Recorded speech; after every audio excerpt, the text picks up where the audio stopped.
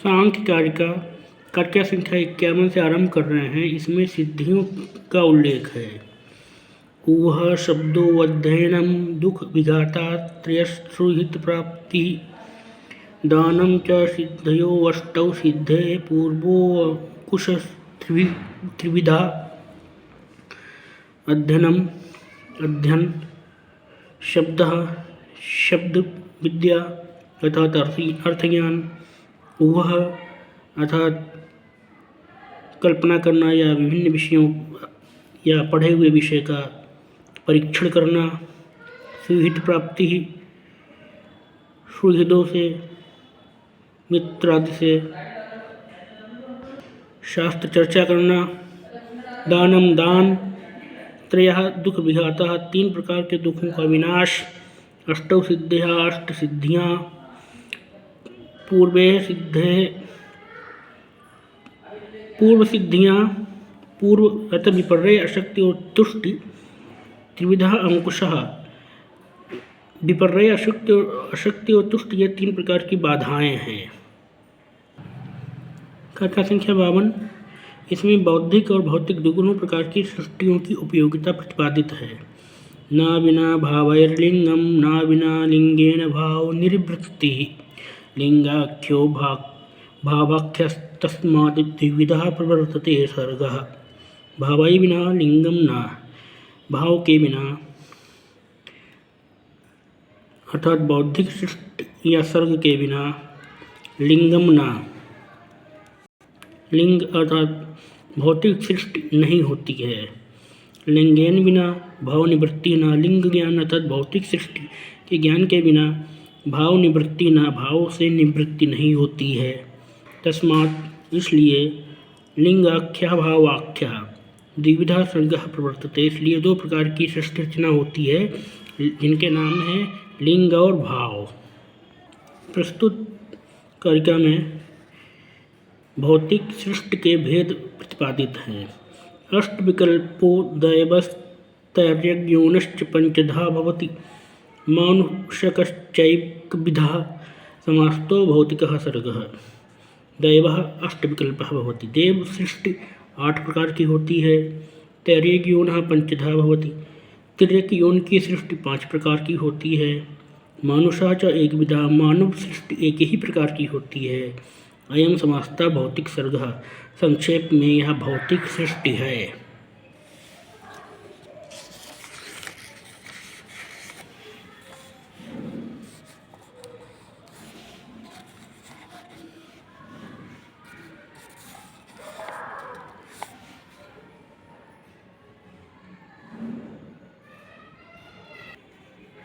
प्रस्तुत कारिका में विभिन्न गुणों की प्रधानता के आधार पर भौतिक सृष्टि के 3 प्रकार वर्णित हैं। ऊर्ध्वं सत्त्व विशालस्तमो विशालश्च मूलतः सर्गः। मध्ये रजो विशालो ब्रह्मादिस्तंभपर्यंतः,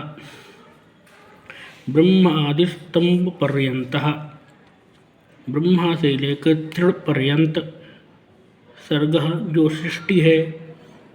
ऊर्ध्वम सत्व विशालः, वह ऊपरी लोकों में या देवलोकों में सत्व प्रधान है। मूलतः च तमो विशालः, और निम्न लोकों में पशु आदि निकृष्ट योनियों में तम प्रधान है।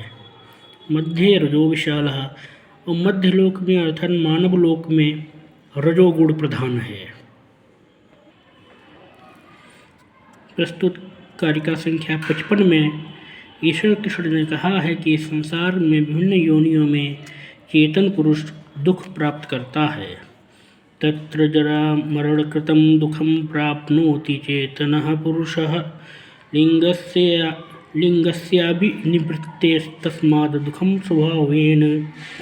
तत्र यहाँ अर्थात इस संसार में, तत्र वहाँ अर्थात इस संसार में विभिन्न योनियों में चेतनः पुरुषः चेतन पुरुष लिंगस्य अविनिवृत्तेः, लिंग अर्थात भौतिक शरीर की निवृत्ति पर्यंत अर्थात जब तक भौतिक शरीर नहीं छूट जाता है उतनी अवधि में जरा जरा मरण कृतम दुखम प्राप्नोति। जरा और मरण से दुख प्राप्त करता है। तस्मात् दुखम स्वभावेन, इसलिए दुख स्वाभाविक रूप से ही है। अर्थात मानव शरीर को स्वाभाविक रूप से ही दुख प्राप्त होते हैं, दुख भोगने पड़ते हैं। प्रस्तुत कारिका संख्या 56 में ईश्वर कृष्ण ने कहा है कि यह सृष्टि प्रकृति के द्वारा प्रत्येक पुरुष के मोक्ष के लिए की गई है। इत्येष प्रकृति कृतो महादादि विशेष भूत पर्यंतः प्रतिपुरुष विमोक्षार्थम स्वार्थम इव परार्थारंभ इति पूर्व में वर्णित एषः यह प्रकृतिकृतः, प्रकृति के द्वारा निर्मित महादादि विशेष भूत पर्यंतः, महातत्व से लेकर स्थूल भूतों तक आरंभ सृष्टि प्रतिपुरुष विमोक्षार्थम, प्रत्येक पुरुष के मोक्ष के लिए है। स्वार्थ इव परार्थः, और यह दूसरों के लिए एक स्वार्थ के समान प्रतीत होती है। वत्स विवृद्धि निमित्तम क्षीरस्य यथा प्रवृत्तिरज्ञस्य पुरुष विमोक्ष निमित्तम तथा प्रवृत्ति प्रधानस्य यथा वत्स विवृद्धि निमित्तम, जिस प्रकार से बछड़े की वृद्धि अर्थात पुष्ट के लिए, विकास के लिए, अज्ञस्य क्षीरस्य प्रवृत्ति भवति, जिस प्रकार से बछड़े की वृद्धि पुष्ट के लिए अचेतन दूध की प्रवृत्ति होती है, वैसे ही अज्ञस्य क्षीरस्य प्रवृत्ति भवति, वैसे ही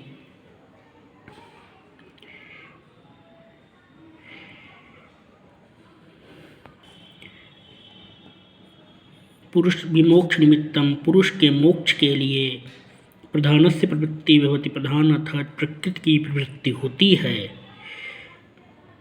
प्रस्तुत कारिका संख्या 58 में ईश्वर कृष्ण ने स्पष्ट किया है कि प्रकृति पुरुष को मोक्ष क्यों प्रदान करती है। और सुख के निवृत्ति अर्थम यथा क्रियासु प्रवर्तते लोकः पुरुषस्य विमोक्षार्थम प्रवर्तते तद्वत्तम, यथा लोका, जिस प्रकार से लोक अर्थात इस संसार के प्राणी और सुख के निवृत्ति अर्थम, और सुख के निवारण के लिए, पूर्ति के लिए क्रियास प्रवर्तते, विभिन्न कार्यों में प्रवृत्त होते हैं। तद्वत, वैसे ही अव्यक्तम, अव्यक्त पुरुषस्य विमोक्षार्थम प्रवर्तते, पुरुष के मोक्ष के लिए प्रवृत्त होती है। प्रस्तुत कारिका 59 में ईश्वर कृष्ण ने स्पष्ट किया है कि प्रकृति कब निवृत्त होती है। रंगस्य दर्शयित्वा निवर्तते नर्तकी यथा नृत्यात् पुरुषस्य तथा आत्मानं प्रकाशे निवर्तते प्रकृतिः। यथा नर्तकी रंगस्य दर्शयित्वा, जिस प्रकार से कोई नर्तकी अपनी कला का प्रदर्शन करके नृत्यात् निवर्तते, नृत्य से निवृत्त हो जाती है अर्थात नृत्य बंद कर देती है, तथा वैसे ही प्रकृति पुरुषस्य आत्मानं प्रकाश, पुरुष के आत्मस्वरूप को दिखा करके विनिवर्तते, निवृत्त हो जाती है, अपना कार्य त्याग देती है। प्रस्तुत कारिका संख्या 60 में ईश्वर कृष्ण ने स्पष्ट किया है कि प्रकृति निस्वार्थ भाव से पुरुष की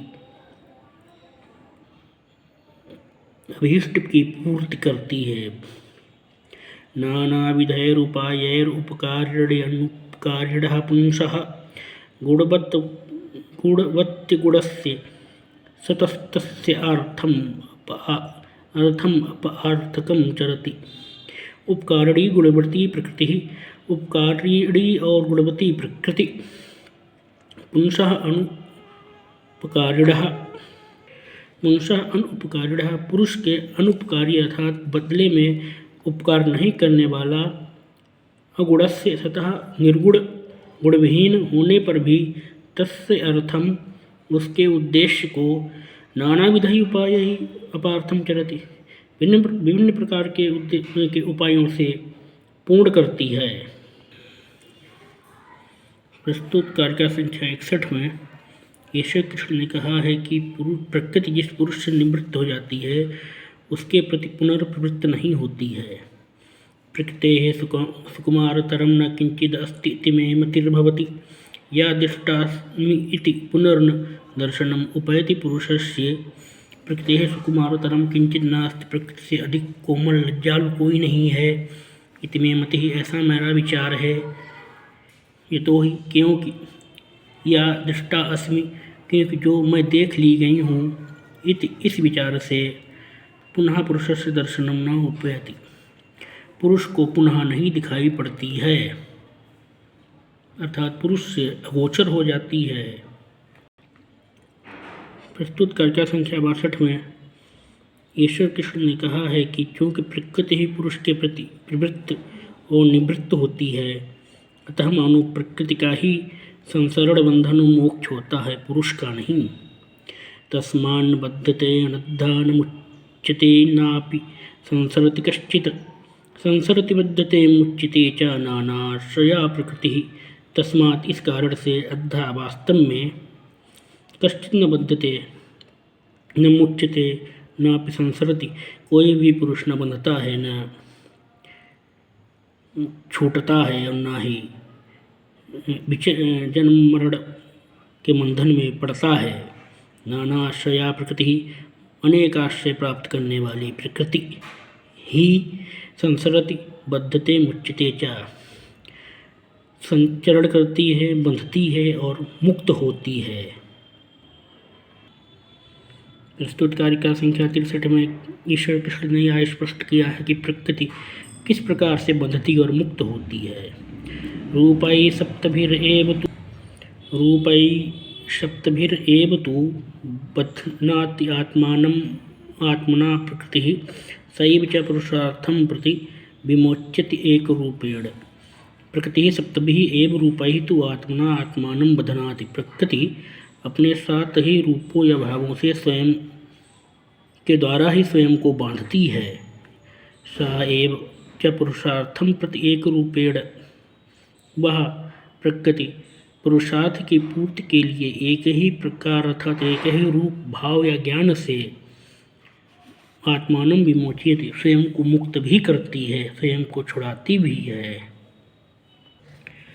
प्रस्तुत कारिका संख्या 46 में प्रस्तुत कारिका संख्या 64 में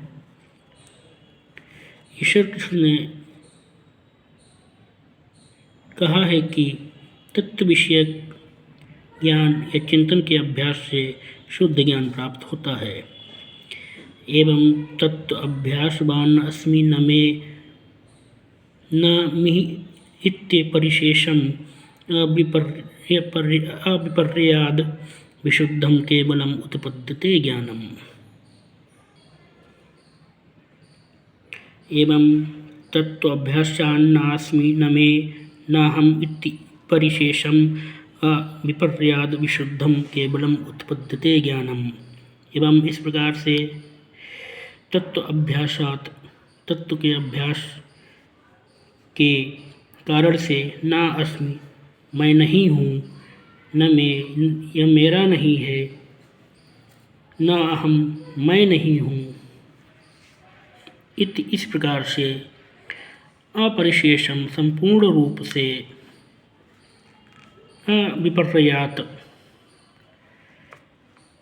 विपर्य अर्थात भ्रम के, संशय के अभाव के कारण से शुद्धम ज्ञानम उत्पद्यते, शुद्ध ज्ञानार्जन होता है, शुद्ध ज्ञान प्राप्त होता है। प्रस्तुत कारिका में ईश्वर कृष्ण ने तत्व ज्ञान का परिणाम स्पष्ट किया है। तेन निवृत्त प्रसव अर्थम वशात सप्तरूप विनिवृत्तां प्रकृतिं पश्यति पुरुषः प्रेक्षकबद्ध स्थितः सच्छः। तेन, इस कारण से अर्थात तत्व ज्ञान से निवृत्त प्रसवाम, बंद हो गया है प्रसव अर्थात उत्पादन जिसका, ऐसी अर्थवशात विवेक ज्ञान रूपी सामर्थ्य से सप्तरूप विनिवृत्ताम, 7 रूप अर्थात ज्ञान, धर्म, अधर्म, वैराग्य, अवैराग्य, ऐश्वर्य, अनैश्वर्य, ये 7 रूप निवृत्त हो गए हैं जिसके, ऐसी प्रकृति को प्रेक्षक के समान अवस्थितः सच्चा पुरुषः स्थित निर्मल हृदय वाला पुरुष पश्यति देखता है। प्रस्तुत कारिका संख्या 66 में ईश्वर कृष्ण ने स्पष्ट किया है कि प्रकृति के दर्शन हो जाने के पश्चात सृष्टि रचना नहीं होती है। दृष्टा मया इति उपेक्षक एको दृष्टाहम इत्युपर मंतया सत्य संयोगे अपि तयोः प्रयोजनं नास्ति सर्गस्य। मया दृष्टा मैंने देख ली इति इस प्रकार से एक उपेक्षकः एक पुरुष प्रकृति की उपेक्षा करता है। हम दृष्टा मैं देख ली गई हूँ इति अन्य उपरमति ऐसा जान करके वह अन्य अर्थात प्रकृति विरक्त हो जाती है। तयोः संयोगे सति अपि ऐसी स्थिति में हम दोनों का संयोग होने पर भी सर्गस्य प्रयोजन नास्ति सृष्टि रचना का कोई प्रयोजन नहीं होता है अर्थात सृष्टि रचना नहीं होती है। प्रस्तुत कारिका संख्या 67 में यह स्पष्ट किया गया है कि तत्ववेत्ता पुरुष किस कारण से भी तत्व ज्ञान के पश्चात भी शरीर धारण किया रहता है। सम्यक ज्ञानाधिगमात् धर्मादीनां कारण प्राप्तौ तिष्ठति संस्कारवशात् चक्र विभ्रम विदत शरीरः।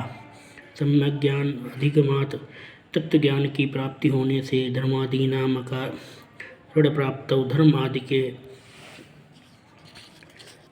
तथा अकारण के विद्यमान होने पर संस्कारवशात पूर्व संस्कारों के कारण से चक्र विभ्रमत चक्र के समान भ्रमण करते हुए धृत शरीर तिष्ठति यह भौतिक शरीर रहता है विद्यमान रहता है। प्रस्तुत कारिका में कहा है कि शरीर के छूट जाने पर तत्ववेत्ता को कैवल्य प्राप्त होता है। प्राप्ते शरीर भेदे चरितार्थत्वात् प्रधान विनिवृत्तौ एकांतिकम् आत्यंतिकम् उभयं कैवल्यम प्राप्नोति। शरीर भेदे प्राप्ते शरीर का वियोग हो जाने पर मृत्यु हो जाने पर चरित अर्थत्वात् चरितार्थ तथा प्रयोजनों की सिद्धि हो जाने के कारण से प्रधान विनिवृत्तौ प्रकृति के निवृत्त हो जाने पर पुरुष एकांतिक अर्थात अनिवार्य आत्यंतिकम अविनाशी यानी अक्षय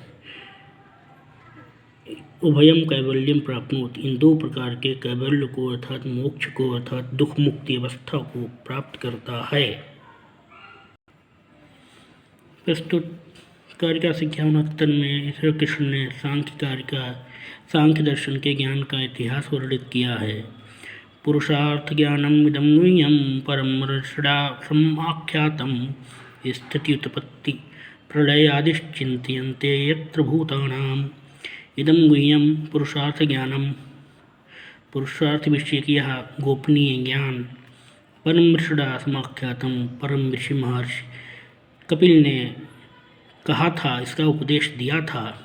यत्र जिस ज्ञान में भूतानां स्थिति उत्पत्ति प्रलयाः विचिन्त्यन्ते इस ज्ञान में प्राणियों की उत्पत्ति पालन और विनाश के विषय में विचार किया जाता है। एतत् पवित्रमग्रं मुनिरासुरये अनुकंपया प्रददौ आसुरीरपि पंचशिखाय तेनां च बहुधा कृतं तंत्रम्। मुनि अनुकंपया महर्षि कपिल ने अनुकंपा से अर्थात कृपा से एतत् पवित्रम इस पवित्र ज्ञान को आसुरीय प्रददौ आसुरी नामक शिष्य को दिया। आसुरी पंचशिखाय ददौ तथा आसुरी ने अपने शिष्य पंचशिख को यह ज्ञान प्रदान किया। मुनि अनुकंपया मुनि अर्थात कपिल मुनि ने अनुकंपया कृपा से एतत् पवित्रम अग्रयम इस पवित्र व प्रमुख ज्ञान को आसुरीय प्रददौ अपने शिष्य आसुर को प्रदान किया। आसुरी पंचशिखाय प्रददौ आसुर ने यह ज्ञान अपने शिष्य पंचशिख को प्रदान किया। तेन च अतंत्रम बहुधा कृतम तथा पंचशिख ने इस ज्ञान को विभिन्न रूपों में विकसित किया।